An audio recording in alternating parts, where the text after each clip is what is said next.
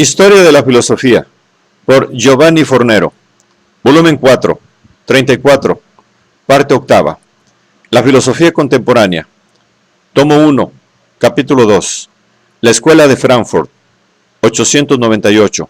Adorno. La polémica contra el sistema y su lógica paranoica. Theodor Wiesengrad Adorno nació en 1903, en Frankfurt. Su padre era un judío alemán.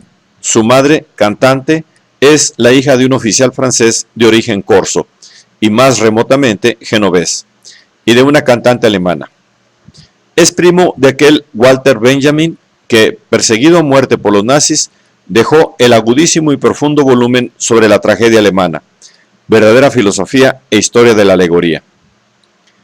Adorno, que así se le llama con el apellido de soltera de su madre, es un hombre de parecida mentalidad, trágico, juiciosa, poco sociable y selvática.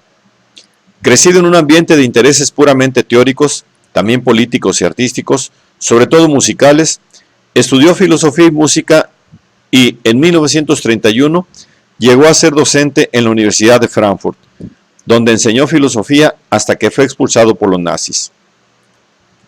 Desde 1941 vive a pocos pasos de nosotros en Los Ángeles. Este hombre singular ha rechazado durante toda su vida decidirse entre las profesiones de la filosofía y la de la música. Estaba demasiado seguro de mirar hacia el mismo fin en los dos distintos campos. Su mentalidad dialéctica y la tendencia sociológico-filosófica se entrelazaban con la pasión musical de un modo que quizás hoy no sea el único y que tiene sus raíces en los problemas de nuestro tiempo. Como resulta de esta presentación de Mann, que fue ayudado por el filósofo en la composición musical del Dr. Fausto, Adorno ha sido influenciado por Benjamin, aunque luego acabara por discordar con él. Pero quien marcó más su destino intelectual fue, sin embargo, Max Horkheimer, con el cual ha compartido las laboriosas vicisitudes de la escuela y a la redacción en los Estados Unidos de la dialéctica del iluminismo. Después de la guerra regresó a Frankfurt, en donde reanudó la enseñanza y la guía del reconstruido Instituto für Sozialforschung. En los años 60 se convirtió en uno de los puntos de referencia de los estudiantes en lucha, que sin embargo acabaron acusándolo de inmovilismo antirrevolucionario y de practicar en sus relaciones formas vulgares de contestación. Las chicas se adelantan, recuerda la secretaria Elfried Olbricka, enseñando sus pechos desnudos y carcajeándose ante el profesor. Humillado y desilusionado, Adorno siguió con todo, insistiendo en sus posiciones, contrarias a toda inmediata y violenta politización de la teoría filosófica. Yo he elaborado un modelo teórico, pero nunca habría imaginado que alguien intentara realizarlo con cócteles Molotov. Quien, después del asesinato de millones de personas en los estados totalitarios, aún hoy sigue preconizando la violencia, no me tendrá nunca como seguidor. Adorno murió en Suiza el 6 de agosto de 1969, dejando una riquísima producción que va desde la filosofía a la crítica literaria, de la música a la sociología y de la estética a la crítica de la ideología. Entre sus numerosas obras, de las cuales su editor Suhrkamp ha confeccionado la imponente mole de Gesammelte Schriften, recordamos Kierkegaard y la construcción de lo estético, 1933, Dialéctica del Iluminismo, 1947, Filosofía de la Música Moderna, 1949, La Personalidad Autoritaria, 1950, Mínima Moralidad, 1951, Prismas, 1951, sobre Metacrítica de la Gnoseología, Estudios sobre Husserl y las antinomias de la fenomenología, 1956, Lecciones de Sociología, 1956, Disonancia, 1956, Notas para la Literatura, 1958, 1974, Tres estudios sobre Hegel, 1963, La jerga de la autenticidad, sobre la ideología alemana, 1964, Dialéctica negativa, 1966, Parva estética, 1967, Palabras claves, modelos críticos, 1969, Dialéctica y positivismo en sociología, 1969, Teoría estética, 1970 y Terminología filosófica, 1973-1974. El motivo que caracteriza toda la producción de Adorno, unificando los fragmentos aislados de una filosofía que obliga al estudioso a perseguirla en las investigaciones y en los textos más dispares, hallándola a menudo en donde menos se espera encontrarla, en una página sobre Schoenberg, en un análisis del divismo cinematográfico, en una observación sobre el prejuicio antisemita. Es el rechazo de la mentalidad sistemática y la polémica contra toda forma de dialéctica positiva. Desde la introducción académica pronunciada en la Universidad de Frankfurt en mayo de 1931, en ocasión de su docencia, Adorno empieza, en efecto, mediante un programa teórico y metodológico explícitamente antisistemático. Quien hoy escoge el trabajo filosófico como profesión debe renunciar a la ilusión de la que partían anteriormente los proyectos filosóficos, que es posible aferrar, por la fuerza del pensamiento, la totalidad de lo real. Ninguna razón justificativa podría reencontrarse a sí misma en una realidad cuyo orden y cuya forma rechazan y reprimen toda pretensión de la razón. Solo polémicamente se ofrece al cognoscente como realidad entera, mientras concede solo entre fragmentos y aislados en simples huellas la esperanza de llegar alguna vez a la realidad verdadera y justa. Este rechazo por concebir la realidad como un sistema racional compacto y la correspondiente denuncia de la disgregación y disorganicidad del universo social contemporáneo explican la declarada predilección adorniana por la escritura excéntrica y fragmentaria, que él, análogamente a Benjamin, gustaba llamar micrológica. Tras la estela de Nietzsche y de la vanguardia artística de nuestro siglo, Adorno considera, en efecto, que la filosofía debe utilizar un tipo de antilenguaje, capaz de reproducir el sustancial disonante y negatividad de un mundo que, lejos de estar estructurado de un modo inteligente y armónico, se presenta en cambio como casa del horror, o como ordenación contradictoria e irracional. La polémica contra el sistema halla una etapa decisiva en Mínima Moralidad, 1951, una obra entre las más fascinantes y significativas de nuestro siglo, la cual, ya desde el subtítulo, Reflexiones sobre la vida deteriorada u ofendida, revela la sensibilidad de Adorno ante la alienación del mundo de hoy, en el cual la vida no vive y las potencias objetivas determinan la existencia individual hasta los pasadizos más recónditos, produciendo la disolución del sujeto.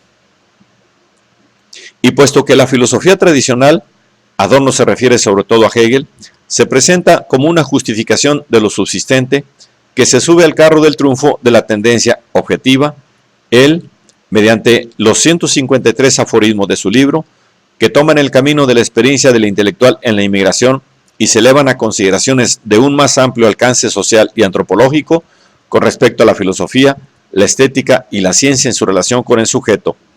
Se propone desenmascarar precisamente aquello que los sistemas y las ideologías cubren. Contra el método de la marginación terrorista practicada por los sistemas antiguos y modernos, que han expulsado de la realidad y de la teoría todo aquello que no concuerda con la razón dominante, o bien lo han jerarquizado metafísicamente, Adorno reivindica la importancia de lo individual. Hoy que el sujeto está en trance de desaparecer, los aforismos hacen propia la proposición de que precisamente aquello que desaparece se considere como lo esencial. De lo negativo, se trata de establecer perspectivas en las cuales el mundo se descomponga, se extrañe, revele sus fracturas y sus hendiduras, tal y como aparecerá un día deformado, incompleto en la luz mesiánica. De lo secundario, la esquematización En importante y secundario, repite formalmente la jerarquía de valores de la praxis dominante, la división del mundo en cosas principales y accesorias, que siempre ha contribuido a neutralizar, como simples excepciones, los fenómenos clave de la extrema injusticia social. Hay que perseguirla. De lo excéntrico, de lo no racional y de lo enfermo, la dialéctica no puede detenerse en los conceptos de sano y enfermo, ni tampoco en aquellos otros estrechamente afines de razonable y no razonable. Una vez que ha reconocido como enfermo el universo y sus proporciones, ve la única célula de curación en aquello que, medido por aquel orden, aparece enfermo, excéntrico, paranoico y hasta loco. Y es en verdad tanto hoy como en la Edad Media que solo los locos dicen la verdad al poder. Bajo este aspecto, el deber de la dialéctica sería el de consentir que la verdad del loco llegue a la conciencia de su propia razón. De lo subjetivo, objetivo es el aspecto no controvertido del fenómeno, el cliché aceptado sin discusión, la fachada. Subjetiva es aquello que rompe la fachada, aquello que penetra en la específica experiencia del objetivo, se libera de los prejuicios aceptados y sitúa la relación con el objeto en el lugar de la decisión de la mayoría.